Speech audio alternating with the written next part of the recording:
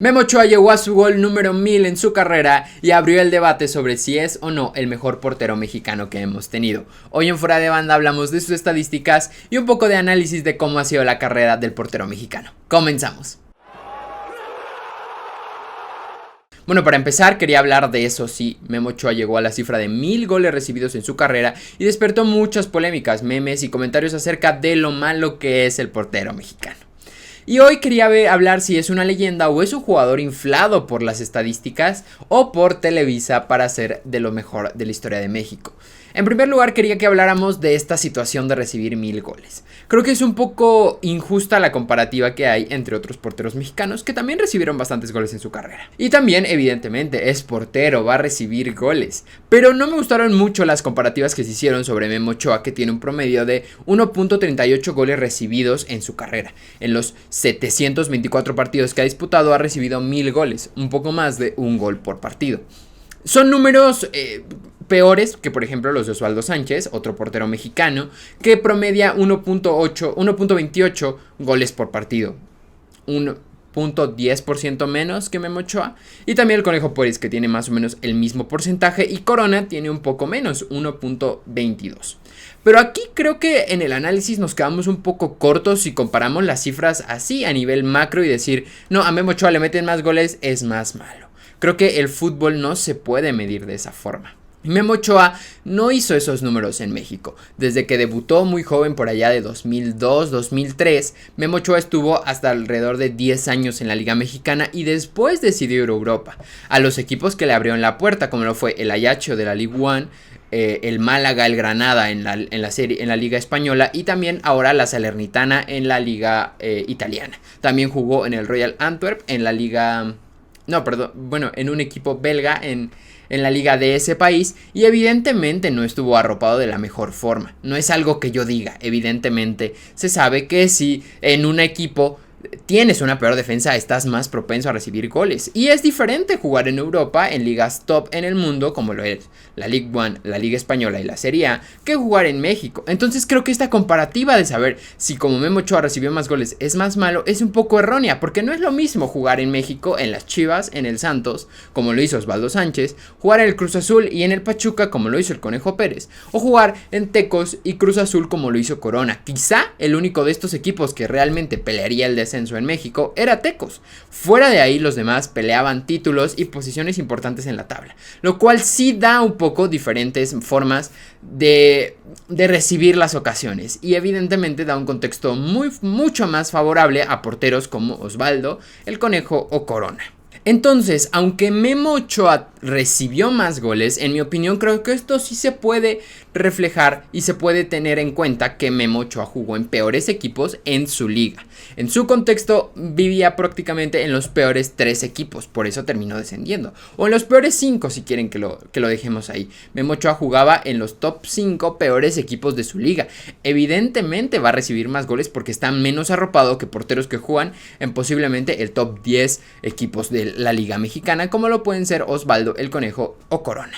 Un aspecto en el que sí podemos comparar el rendimiento de ambos porteros, de más porteros, es en la selección mexicana. Más o menos el nivel se ha mantenido. Incluso muchas personas dicen que hoy es peor que antes. Entonces, veamos los números que tiene Memo Ochoa en selección mexicana y comparémoslo con los de Osvaldo Sánchez y Jorge Campos, que son más o menos los que han jugado más partidos como porteros titulares de la selección mexicana. Memo Ochoa tiene prácticamente un gol por partido. Osvaldo Sánchez tiene el mismo promedio y Jorge Campos tiene un poquito menos, 0.95 goles por partido.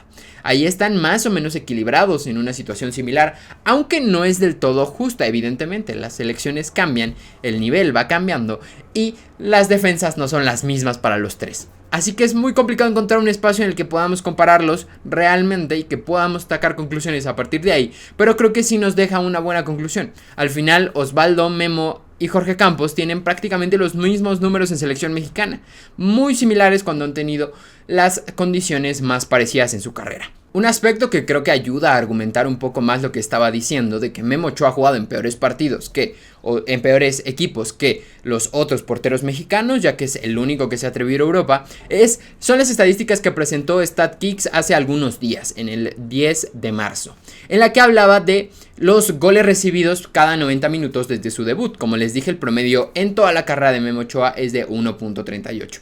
Pero, como vemos en el gráfico, en la temporada 6-7 es donde mejores números tuvo, igual en la temporada 15-16 y la temporada 21-22.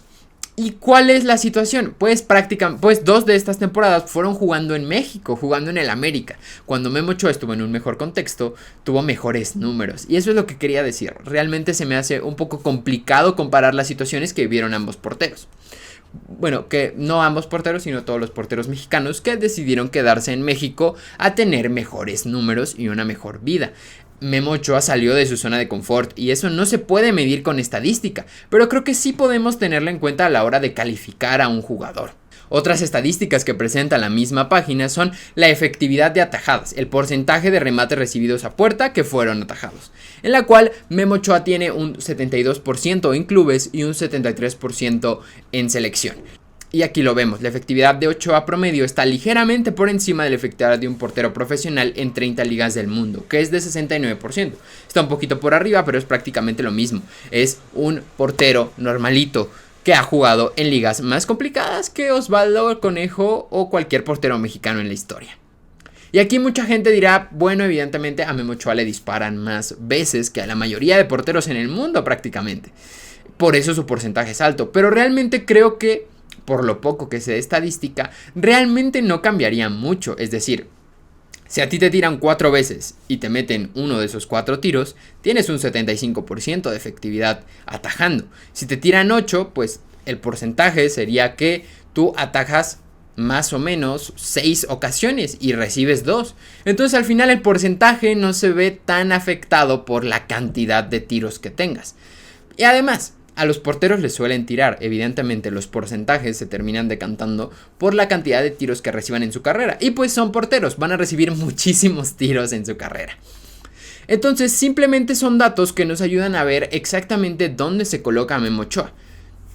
Otra estadística que presentó StatKicks es su porcentaje de paradas en los mundiales, en donde se ha visto mejor. 88% en el mundial de 2014, 82% en el mundial de Rusia 2018 y un 50% en 2022. Y hablando de este tema, quería tocar la participación de Memo en los mundiales, que se remonta a 3 de los últimos mundiales. Recordemos que Memo Ochoa también participó en Sudáfrica 2010, pero no fue elegido. Y aquí es donde creo que se cae un poco el discurso de Televisa lo impuso, Televisa lo quiere en las convocatorias y por eso lo llama. Al final, en el mejor momento para Memo Ochoa, en el que estaba surgiendo como portero, fue en el Mundial de 2010, en el que Javier Aguirre decidió no ponerlo como titular y escoger al Conejo Pérez. Su decisión tomó y al final fue respetada por los directivos y el que terminó el proceso fue el Conejo Pérez. No se impuso a que Guillermo Ochoa fuera titular.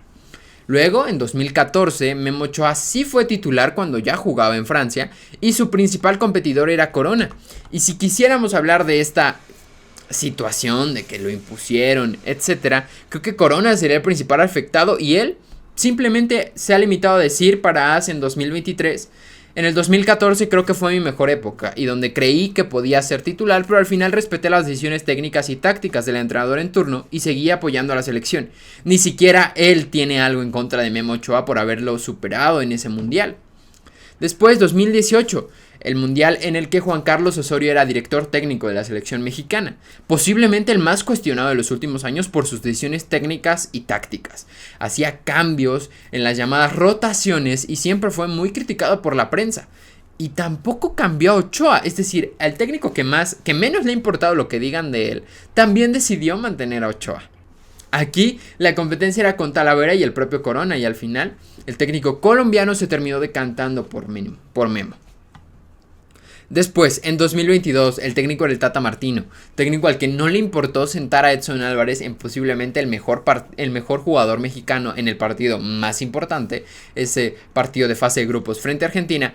Tampoco quiso cambiar a Ochoa, lo respetó y terminó poniéndolo como portero titular. Y el jugador que más pedía la afición mexicana era Carlos Acevedo, un portero que fue muy duramente criticado la temporada pasada por haber sido de los más goleados en México y que la afición se acabó. Veremos hoy cómo repunta su carrera Carlos Acevedo, pero siempre quedará ese recuerdo de cómo en Qatar 2022 la gente lo pedía por encima de Memo Ochoa. Y bueno, como punto final de este video quería resolver esa pregunta. ¿Es Dios o es malísimo Guillermo Ochoa? Para mí es el mejor portero mexicano del siglo XXI. El único que se atrevió a salir de su zona de confort. El único que quiso ir a Europa a comerse las críticas como las tiene hoy en día de haber sido uno de los porteros mexicanos con más goles recibidos. O también haber descendido 3 veces. Pero es el único que pidió salir del contexto mexicano.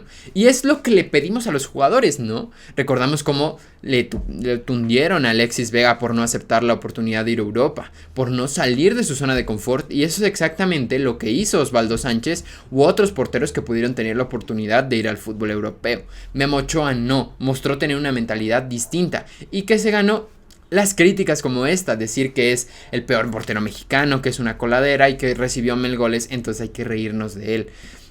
Creo que muchas veces no sabemos ni siquiera qué queremos que hagan los futbolistas. Cuando uno intenta salir de su zona de confort e ir a pelear un lugar en Europa, lo criticamos porque tiene malos resultados. Y a los porteros que se quedan aquí parece que nos dejan un buen recuerdo por sus buenas estadísticas en Liga MX.